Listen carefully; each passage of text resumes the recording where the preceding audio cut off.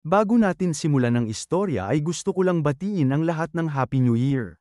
Sana maging maganda ang bagong taon yung mga idol at sana maging maganda ang kalusugan yung lahat. Sana patuloy pa rin kayong sumubaybay sa ating channel at magpatuloy na sumuporta. Maraming salamat mga idol at mag-ingat kayo palagi kahit na nasaan man kayo. Kung bago pa kayo sa channel ay huwag niyong kalimutan mag-subscribe, paki-like at comment na din sa video para makapagpatuloy pa tayo.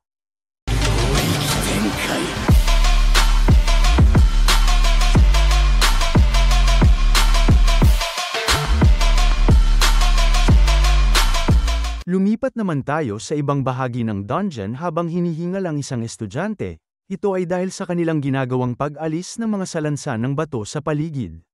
Pagkalipas ng ilang sandali ay may makikita naman tayong isang kamay na humawak sa bato, kung saan makikita natin ang paglabas ni Drago habang nagsasabi na sa wakas siya din ay nailigtas, na ikinatuwa naman ni Layla. Pagkalipas muli ng ilang minuto pagkatapos nilang maalis ang mga harang. Habang si Drago ay nakatayo dito ay agad naman siyang nagpasalamat sa kanilang pagtulong para sila ay makalabas sa pagkakakulong habang nasabi naman ni Layla na hindi niya inaasahan na sila ay makukulong na lamang ng ganito kalalim. Dagdag pa nito na sa tingin niya ang lupa ay hindi na yumayanig at ang pulang ilaw ay mas lalo nang humihina, kaya nasabi ni Drago na marahil natalo na ni Setsu ang boss ng dungeon. Bigla namang inagaw ni Mifune ang kanilang atensyon at nagsabi na ang mana sa bracelet ay bumalik na, kaya tiningnan din ito kaagad ni Layla. At dahil ito ay totoong ang gumagana, may labis na tuwa nitong nasabi sa kanyang mga kasamahan na sila ay magpatuloy ng kaunti para magawa nilang makapag-teleport pabalik sa ligtas na lugar. Naagad naman nilang lahat na may tuwang pinasang-ayunan. Subalit nasabi naman ni Drago kay Layla na iiwan niya sa kanya ang pangangalaga ng lahat dahil susundan at sisiguraduhin niya na maayos lang si Setsu. Habang nasa kanyang dibdib ang kanyang kamay ay agad niya naman itong sinagot na ito ay kanyang naiintindihan at siya ay maghihintay sa labas. Agad namang nagpasalamat si Drago sa kanya. At hindi na siya nag-aksaya pa ng oras at kaagad na tumalon sa itaas ng bato at nagpatuloy sa pagtakbo para puntahan si Setsu. Lumipat naman tayo pabalik sa huling palapag habang nagsasabi si Setsu na tulad ng kanyang inaasahan, itong lahat ay kanyang ang kagagawan. Dahil sa pagkainis ay napapiga naman siya ng kanyang kamao. At habang siya ay naglalakad papalapit at napapalibutan ang kanyang dalawang kamay ng mana, pagalit nitong nasabi na sisiguraduhin niyang pagbabayaran niya ang lahat ng kanyang mga kasalanan. Na may ngiti namang sinagot ni Giovanni habang hawak-hawak ang kanyang salamin na ito ay kanyang subukang gawin. Nang bigla namang sumulpot sa kanyang harapan si Setsu habang angat-angat nito ang kanyang kamao na napapalibutan ng mana. Kaya agad din na ginamit ni Giovanni ang kanyang spell na tinatawag na Frost Phantom. Kung saan ang nagawang masuntok ni Setsu ay naging isang rebulto na kaagad lang na nasira. Napaisip naman si Setsu kung siya ba ay bigla na lang naging yelo.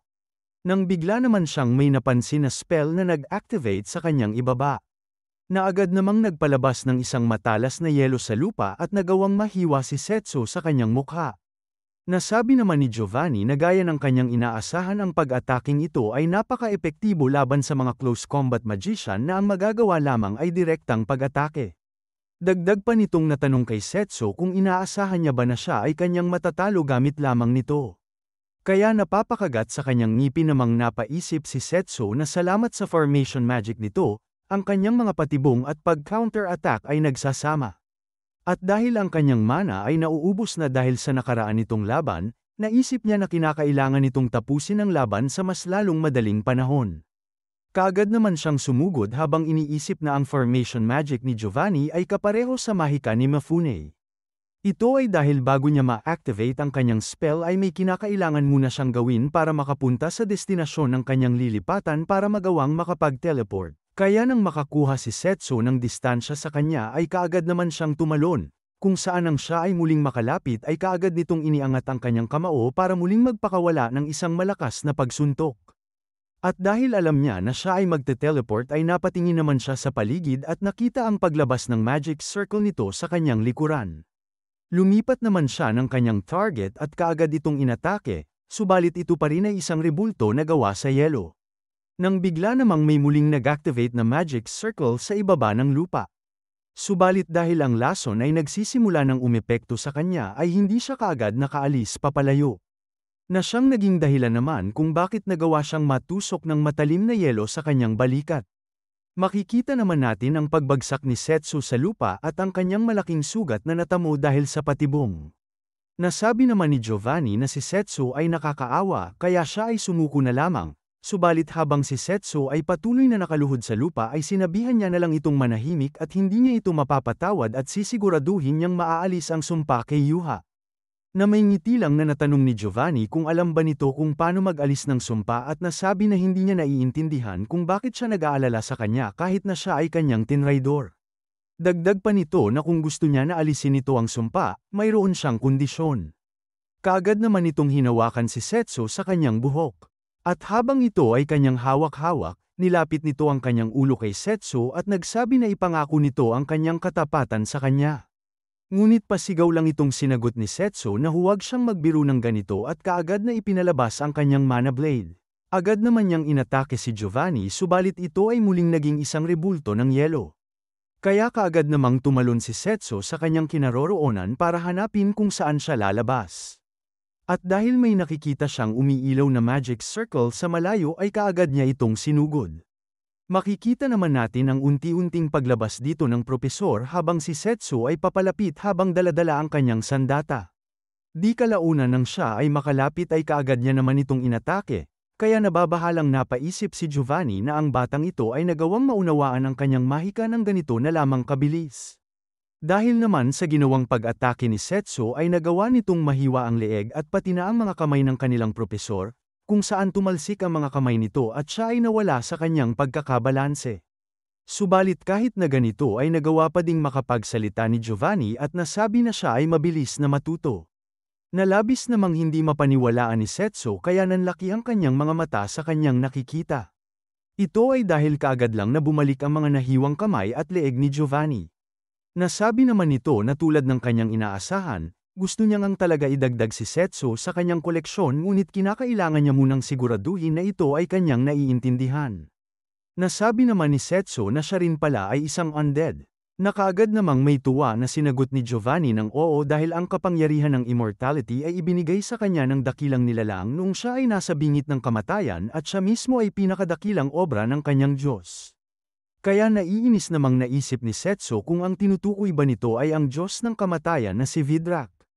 Nasabi ni Giovanni na ang mga tao ay humihina, tumatanda at namamatay kaya ang kanilang buhay ay nakakaawa kaya gusto niyang ipagkalat ang kasiyahan sa kanila at bigyan ang mga taong nararapat ng walang hanggang buhay. Habang angat-angat nito ang kanyang dalawang kamay ay nasabi naman nito na alam niya na si Setsu ay wala nang natitirang lakas para lumaban sa kanya kaya siya ay sumuko na lamang. Napaisip naman si Setsu na ang kanyang malay ay unti-unting nawawala kaya kinakailangan na nitong makahanap ng paraan para makaalis sa sitwasyong ito. Nang bigla naman siyang may napansin na isang pamilyar na papalapit na mana, kaya siya ay napangiti at napaisip na siya ay papunta na dito. Kaagad namang ipinasok ni Giovanni si Setsu sa isang kulay lilang magic circle habang nagsasabi na mukhang naiintindihan niya na ngayon ang kanyang sitwasyon dahil hindi na siya nagsasalita. Kaagad naman itong sinimulan ng ritual sa pagpapalabas ng kanyang kapangyarihan habang nagkakas ng kanyang spell. Nang bigla naman tayong may makikitang kamay na mayroong hawak na isang malaking bato. Ito ay si Drago na kaagad namang itinapon ng napakalakas ang bagay papunta kay Giovanni na siyang sumira sa kanyang ulo. Kasunod pa nito ay ang pagsulpot ni Setsu sa kanyang harapan para magpakawala ng isang malakas na uppercut gamit ng kanyang kamay na napapalibutan ng mana. Subalit ang ginawa nitong pag-atake ay hindi naging matagumpay dahil nagawa muling makapag-teleport ng kanilang propesor. Kaya naiinis na lang na nasabi ni Setsu na kamuntikan niya na itong matamaan. Bigla namang may umactivate na magic circle sa ibaba ni Setsu kaya kaagad siyang tumalon pa atras para ito ay kanyang maiwasan. Dahil sa nakikitang sitwasyon ni Drago kay Setsu natanong niya kung siya ba ay maayos lang, ngunit sinabihan lang siya ni Setsu na mabuti at siya ay nakarating dito. Napasabi naman si Drago tungkol sa kanyang sugat, subalit sinabi lang ni Setsu na siya ay maayos lang at natanong kung kamusta ang ibang mga estudyante.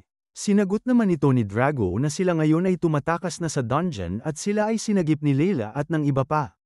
Kaya may ngiti namang naisip ni Setsu na si Layla ay mas nagiging maaasahan. Habang hawak-hawak ni Giovanni ang kanyang nasirang mukha, nasabi naman ito na mukhang ang ritual ay naistorbo. At habang ipinapalabas ang kanyang mukha na nagre-regenerate, nasabi nito na ang pakikialam ni Drago ay hindi niya inaasahan. Natanong naman ni Drago kung ito ba ay ang kanilang propesor na si Giovanni.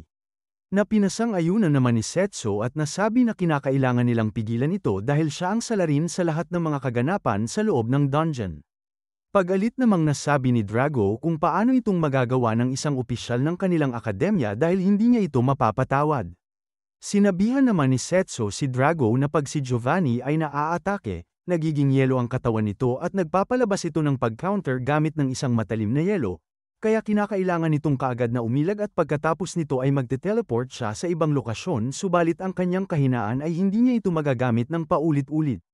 Dagdag pa nito na ang kanilang plano ngayon ay unang aatake si Drago at siya ang tatapos sa kanya pag siya ay nag-teleport. Na agad namang pinasang-ayunan ni Drago kaya silang dalawa ay nagpatuloy na sumugod. Kaya napasabi naman si Giovanni na itong dalawa ay nakakainis. Nang makaabot naman si Drago sa kanyang kinaroroonan ay kaagad naman siyang nagpakawala ng isang malakas na pagsuntok subalit ang kanilang propesor ay muli lang na naging yelo. Nang bigla namang sumulpot si Setsu kung saan nag-teleport si Giovanni. At dahil napapansin nito ang malakas na pag-atake ni Setsu, nasabi niya na kung siya ay kanyang aatakihin ay magkakaroon siya ng frostbite. Subalit hindi nag-alinlangan si Setsu at kaagad lang siyang sinuntok ng napakalakas na siyang bumutas sa kanyang katawan. Kaagad naman itong binunot ni Setsu kaya makikita natin ang pagtalsik ng kanyang mga dugo, at habang patuloy na angat-angat ni Setsu ang kanyang kamao na napapalibutan ng mana, naisip niya na tatapusin niya itong lahat ngayon. Kasunod nito ay ang kanyang pagpapaulan ng pagsuntok sa iba't ibang bahagi ng katawan ni Giovanni. Kung saan pagkalipas ng ilang sandali ay nagpakawala siya ng isa pang napakalakas na pagsuntok na siyang naging dahilan ng pagtalsik ng kanilang propesor sa malayo. Makikita naman natin ang mga sugatan at napupuno ng dugo ng mga kamao ni Setsu dahil sa kanyang ginawang mga napakalakas na pag-atake. Habang makikita naman natin ang nadurog at napupuno ng mga butas na katawan ni Giovanni na nakahandusay sa bato sa malayo dahil sa natamo nitong mga pag-atake. At dahil ang katawan ni Setsu ay nasa kanya ng limitasyon, kaagad naman siyang natumba sa lupa kaya kaagad na tumakbo si Drago sa kanya para siya ay tignan. Nang bigla namang mayroong binunot si Giovanni na isang kulay itim na bato sa kanyang ulo habang napapaisip na hindi niya inaasahang gagamitin itong bagay na ibinigay sa kanya ng dakilang nilalang. Kaagad niya naman itong inihampas sa isang bato at nagsabi na ang Hydra ay sumapi sa kanya. Habang unti-unting nawawala ng malay si Setsu, nasabi naman ito kay Drago na huwag nitong ibaba ang kanyang depensa. Bago tuluyang mawala ang kanyang malay ay mayroon naman siyang napansin na isang nag-aapoy na bagay. Habang nakatingala naman sa pagkabigla si Drago ay hindi naman ito mapaniwalaan ang kanyang nakikita. Ito ay dahil si Giovanni ay naging isa ng halimaw habang nagsasabi na hindi niya ang mga ito mapapatawad dahil sila ang rason kung bakit nagamit nito ang bagay na ipinagkatiwala sa kanya ng dakilang nilalang. At habang nasa harap ni Drago ang nakahandusay na si Setsu, nasisilayan nito ang bagong anyong halimaw ni Giovanni na mayroong katawan na pinaghalo ng Hydra at mayroon itong matatalim na mga kamay habang nagsasabi na sila ay mawawalan ng pag-asa. Habang patuloy na nakahandusay si Setsu sa lupa naisip niya naman na sa puntong ito, silang dalawa ay mamamatay. Habang siya ay nakamasid sa pagbabagong anyo ng kanilang propesor ay may napansin naman siyang bagay. Kaya habang pinipigilan niyang masara ang kanyang mata ay napatanong siya kung ano ito. Naalala naman nito ang sinabi ng headmaster na ang spirit magic ay ang pagpapahusay ng katawan sa pamamagitan ng pagsanib ng espiritu sa katawan, at para ito ay iyong makuha ay kinakailangan mong makamit ang estado ng kawalan. Sa madaling salita, huwag nitong gamitin ang utak at pakiramdaman lang nito ang paligid. Kaya habang naghihingalo si Setsu, naisip niya na ito pala ang estado ng kawalan at ang nasa kanyang harapan ay ang presensya ng isang espiritu. Sinubukan niya namang abutin itong apoy at nagpakiusap na pahiramin ng kanyang kapangyarihan para masagip ang kanyang mga kaibigan. Nang bigla naman itong nagsalita, nagsasabi na ang sutil na bata gaya niya ay tumahimik. Bigla namang nagising si Setsu sa lugar na hindi niya alam kung saan. Napaisip naman siya kung nasaan siya ngayon dahil ito ay labis na naiiba sa pinanggalingan niyang dungeon.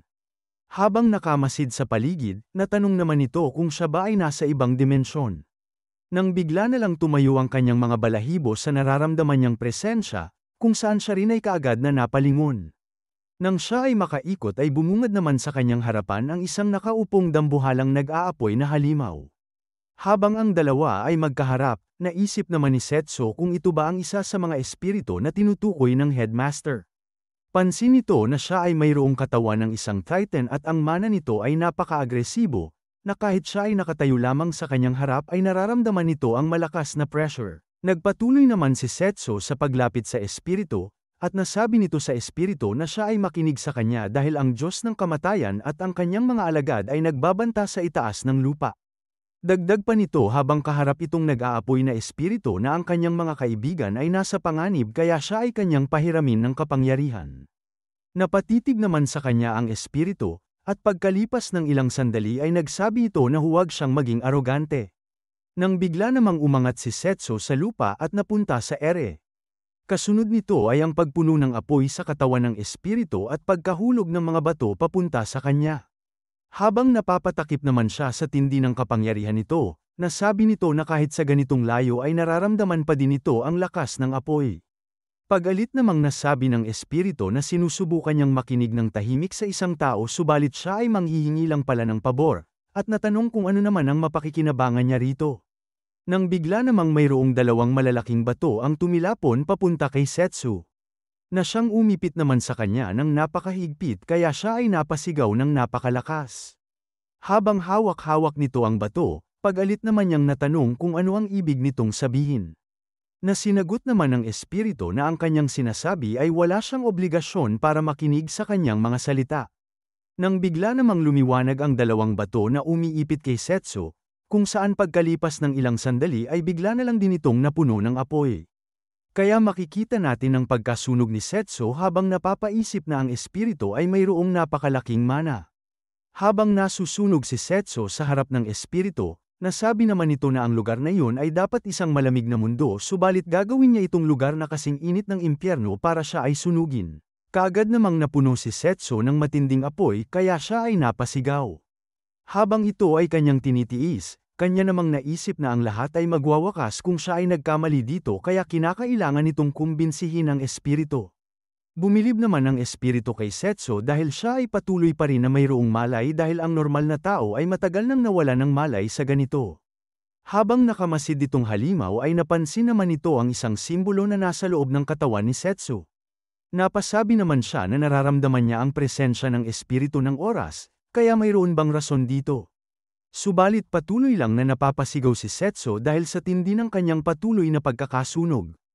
Pilit naman itong sinasabi na ang espiritu ay makinig sa kanya. Subalit nasabi lang nito na siya ay isang problemadong bata dahil siya ay patuloy pa ring tumututol sa kanya. Dagdag pa nito na hindi lang siya kundi pati na ang mga alagad na ipinadala dito sa kanya, kung saan makikita natin ang Diyos ng kamatayan na si Vidrak at ang kanya ngayong mga kilala nating apostol. Napasabi naman ng espiritu na silang lahat ay nakakainis. Napaisip naman si Setsu kung paano nitong nalalaman ang Diyos ng kamatayan dahil siya ay nasa ibang dimensyon, at pasigaw na nasabi na siya ay nandito para talunin ang mga halimaw o nilalang na mga iyon. Nang bigla namang mas lalong tumindi ang apoy ng espiritu at pag-alit nitong natanong kay Setsu kung ano ba ang kanyang magagawa. Dagdag pa nito na kahit ilang beses pa siyang magpumiglas, ang lugar na ito ay walang katapusan kaya susunugin niya ito sa walang tigil na apoy. Pasigaw naman itong sinagot ni Setsu na wala siyang pakialam dito at hindi siya susuko. Bigla namang kumalma itong dambuhalang espiritu at napakrus ng kanyang mga kamay. Pagkalipas ng ilang sandali ay napangiti naman ito, kung saan nasabi nito kay Setsu na patunayan nito ang kanyang sarili. Nang bigla na lang mayroong bumuhos na lava sa kanya, na kanya namang ikinasigaw. At dahil sa tindi ng kanyang pagkasunog, makikita natin si Setsu na patuloy lang na napapasigaw sa sakit na kanyang nararamdaman. Unti-unti namang natutunaw ang kanyang laman kaya lumabas ang bungo nito sa kanyang mukha.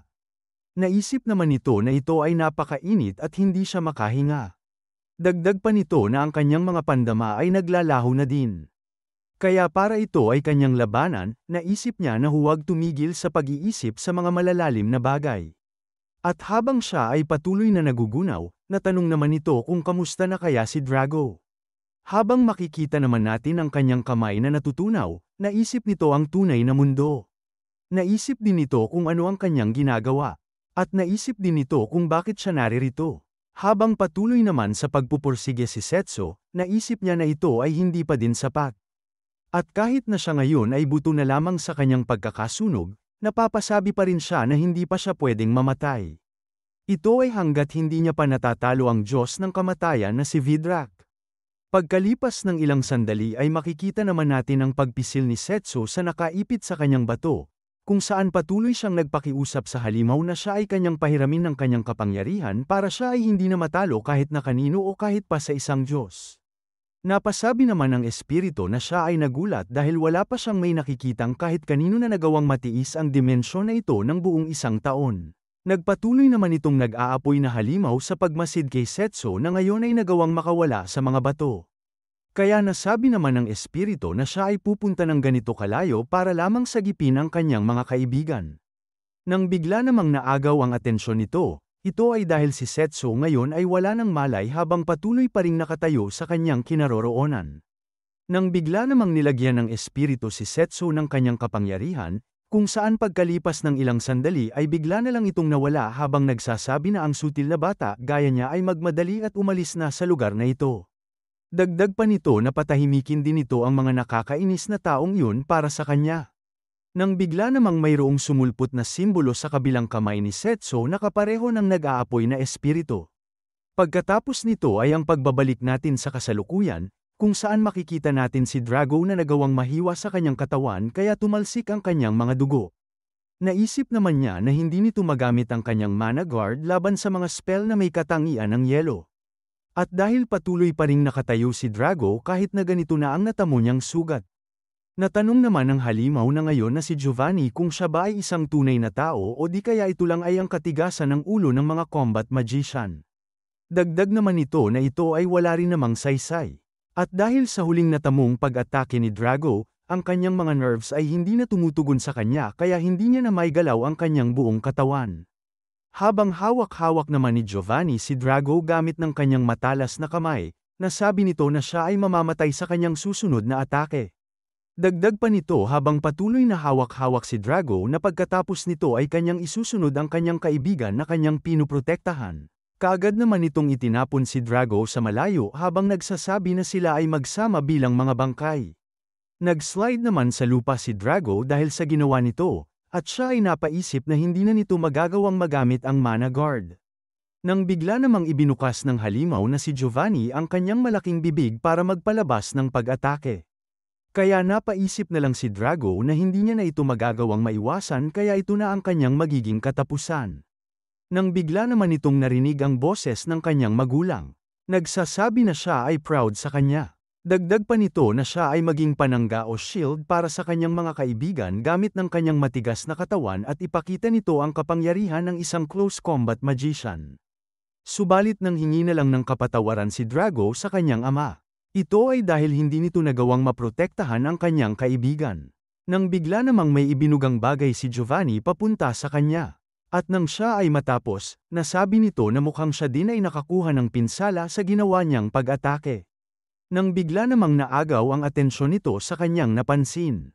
Ito ay dahil si Drago ay wala na sa kanyang kinaroroonan kaya natanong nito kung siya ay nasaan.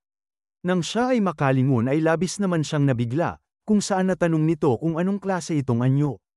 Habang napapamulat si Drago ay natanong naman niya kung ano itong mainit na kanyang nararamdaman.